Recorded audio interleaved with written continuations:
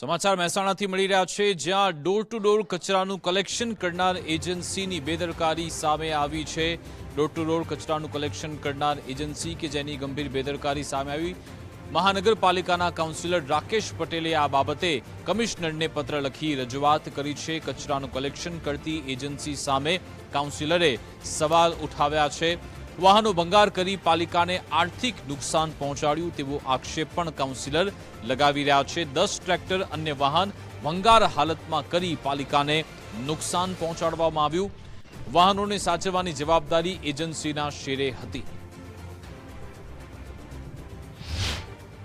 છેલ્લા 1.5-2 વર્ષથી અમારે અત્યારે ધ્યાનમાં આવ્યા બાદ એ તમામ સાધનો ગેરેજ શાખામાં બંધ હાલતમાં મૂકેલા છે।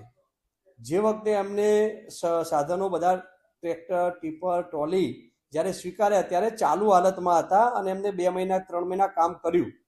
એ કામ કર્યા બાદ જ્યાં સાધન બંધ થઈ જાય ત્યાંથી ક્રેનથી ઉપાડી અને ગેરેજ શાખામાં મૂક્યા છે। તો એ ક્રેનથી ઉપાડી મૂક્યા એ હું મૌખિક નથી બોલતો, એ જે તે કચેરીના પત્રના આધારે વાત કરી રહ્યો છું। એટલે એ તમામ નગરપાલિકાની મિલકતો 1.5-2 વર્ષથી ભંગાર ખાતે જઈ રહી છે। તો આ લાખો રૂપિયાનું નુકસાન કોર્પોરેશને પડી રહ્યું છે।